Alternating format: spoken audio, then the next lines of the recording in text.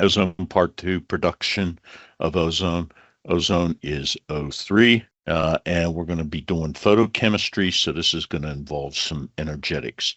So the equation for light is E equal hc over the wavelength, where h is equal to 6.626 times 10 to the minus 34 joule seconds. C is the speed of light, 3.0 times 10 to the 8th meters per second. Nobody likes to memorize this in environmental chemistry, so we're going to do a little bit of conversion mathematics and convert this if we can.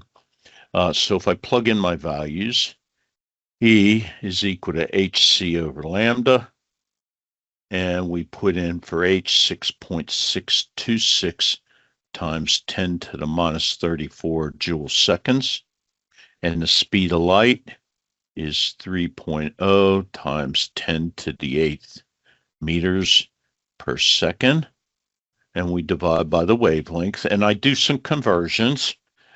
This, by the way, is the energy of one photon. We're going to talk about a mole of photons. So this has an energy of per photon. The conversions are 1 times 10 to the 9th nanometers is equal to 1 meter. That'll convert my meters to nanometers because we use nanometers all the time. And I'll get this in a more reasonable thing. I'll do kilojoules to joules or joules to kilojoules. So there's 1,000 joules per 1 kilojoule. And then finally, I'll multiply by Avogadro's number up here.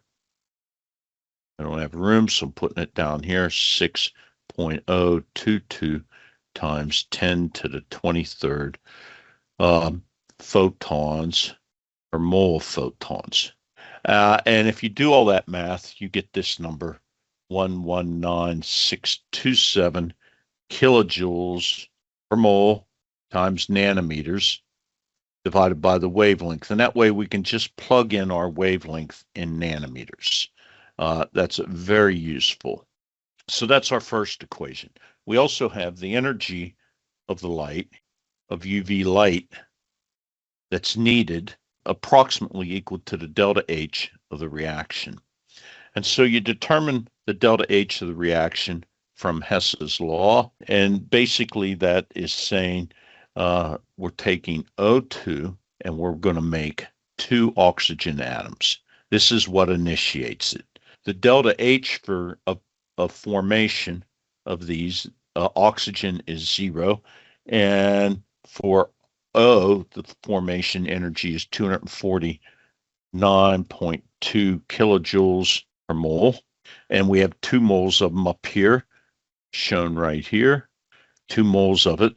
So what we do is delta H equals the enthalpy of formation of the products minus the enthalpy of formation of the reactants, which is the products are 2 times 249.2 kilojoules per mole minus 0, and that ends up being 498.4 kilojoules per mole of oxygen formed.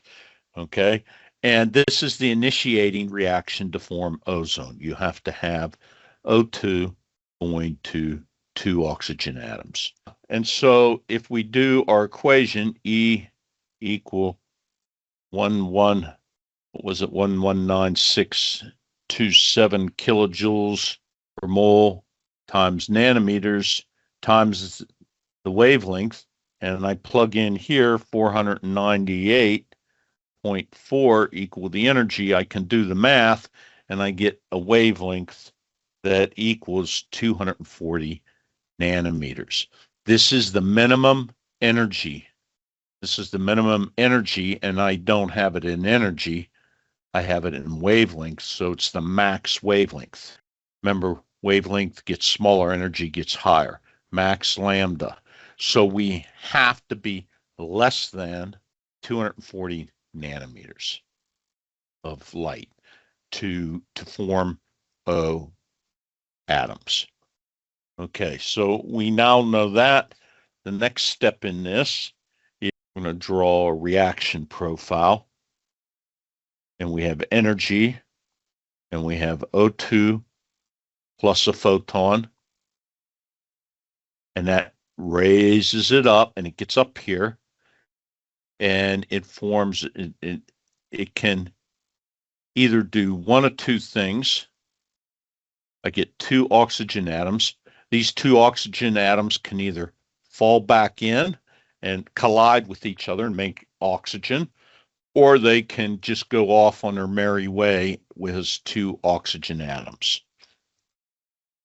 This is what we're interested in. Okay, those are the two choices of it.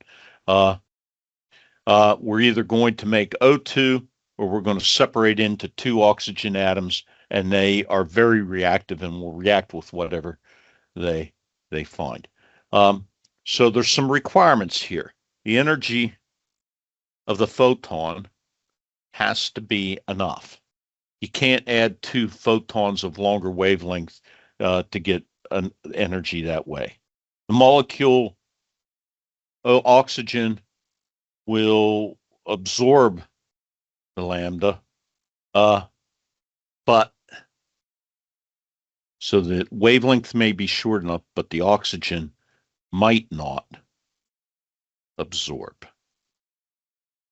So the energy has to be enough, but that doesn't mean it'll be absorbed. Okay, so we have oxygen atoms. Now the next thing that happens is the oxygen atom must find an O2 atom, O2 molecule, and this creates ozone plus heat. Okay, that's one thing that can happen. Oxygen plus oxygen can give us O2 plus heat on this. So we basically have three reactions going. The first one is O2 plus light gives us oxygen atoms, and then the oxygen can go on and react to make ozone and heat, or it can go on to give us two oxygens plus heat, or an oxygen molecule plus heat. Those are the three possibilities. Now, at the top of the stratosphere, there's very little O2.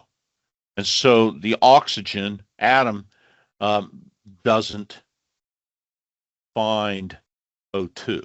We have a lot of UV. UVC is extremely high up here, but there's no O2. So at the top of the stratosphere, you don't have a lot of ozone. So at the top, oxygen just tends to find another oxygen to give us an O2. And there's just not a lot of this up there. At the bottom of the stratosphere, you have a lot of O2, but you have very little UVC. It's all absorbed in the high atmosphere. So at the bottom, you don't get any oxygen atoms. It's only at the middle of the stratosphere where you have oxygen atoms.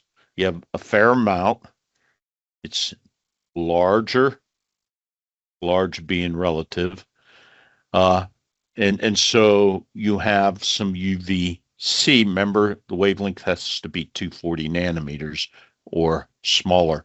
And so you still have some UVC here. When you look at this, at the profile, what you see is you see ozone increasing and then decreasing up somewhere around 50 kilometers, and somewhere in here at about 15 kilometers, you have ozone production. So the max is when we have maximum UVC and max O2.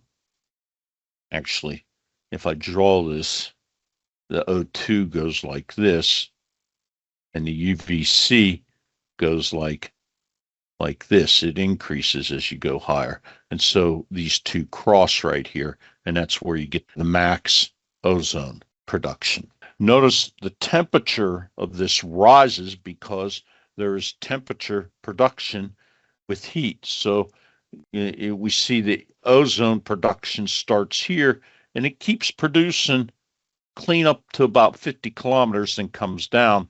And so we get heat. You get the stratosphere heating up because of the ozone production. That's it.